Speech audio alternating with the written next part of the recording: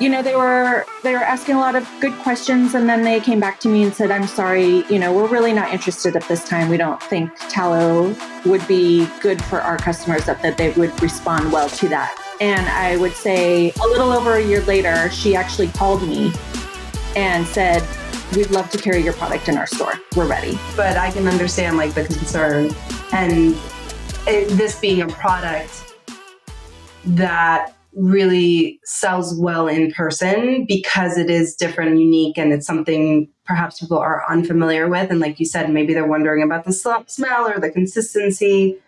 And so it seems like a no-brainer that this would be a good fit for retail, for selling wholesale. And we've seen that it has. Tell us a little bit more about like your wholesale journey, because you're currently in over 25 stores. You just, right before we got on this call, you mentioned that you fulfilled like 11 reorders with retailers where the product is absolutely flying off the shelves. Like sometimes you're getting it into doors and then a week or two later, you're getting calls for reorders. So talk us through like your wholesale journey. It was actually a lot of fun for me when I first started trying to get into retail. So luckily, I live in a really wonderful, supportive community that is all about supporting members and also small businesses. So in the beginning, I would go to a little boutique store that I felt comfortable going to with a little Tupperware full of my product. Yeah. And I would just walk in and just, introduce myself, mention that I am a local community member, that I hand make all my products. I'm a small business. I have this tallow skincare line. I did have to do a lot of education to the health and wellness managers, but I also brought samples so they could try it. And it was actually pretty easy to get into the first few stores. So, awesome. Yes. So very thankful and grateful for that. And what was it that made it easy?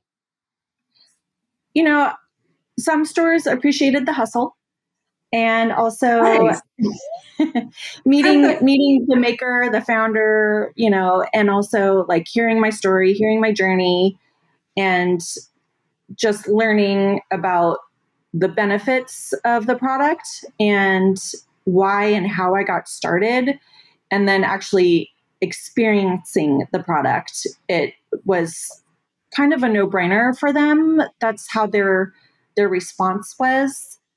And so all of the orders started out very small, but then they would like reorder and it would be bigger and bigger and bigger. And it was just so fulfilling. And then I would also check in on the stores just to see how the product was moving, if they had any questions, if, I could participate in any way by doing like a little pop-up in front of their store and having, passerbys or customers sample it and then send them into the store to purchase.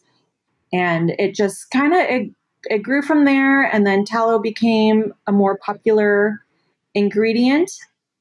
And I actually did go to a local spa here in town and approach them, and they were asking a lot of good questions, and then they came back to me and said, I'm sorry, we're really not interested at this time. We don't think tallow would be good for our customers, that they would respond well to that. And I would say a little over a year later, she actually called me and said, we'd love to carry your product in our store. We're ready.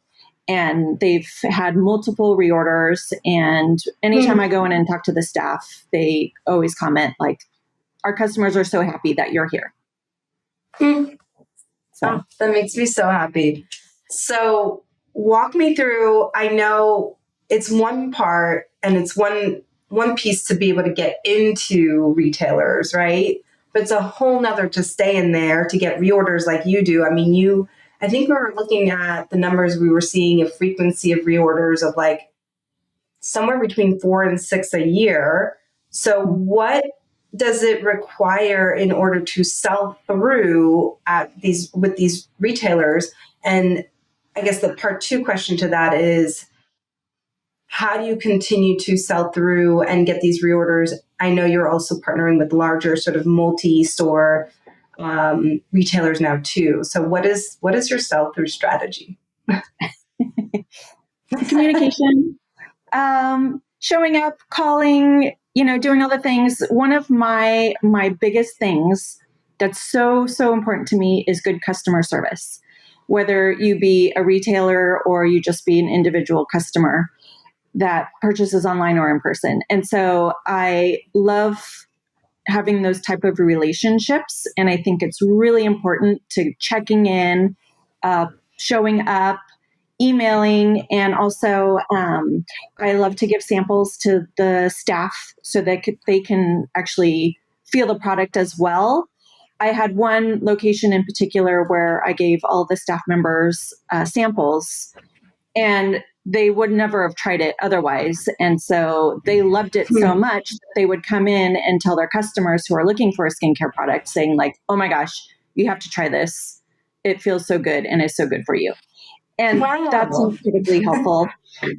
And also, little educational pieces. I have this little educational pamphlet, which talks about my journey, also talks about each product, and a little description. And so then, if you saw a random skincare product and you know nothing about it, like how can you sell it? So if you also give them a little piece of information, and some people might be like, oh my gosh, there's mango butter in here. That's amazing. I love mango butter. And just kind of goes from there.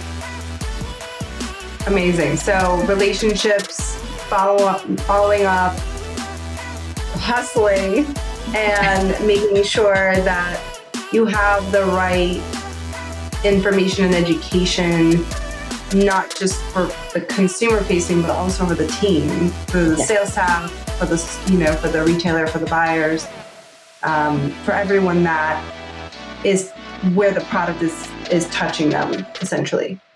Yes. And samples, for sure. Samples.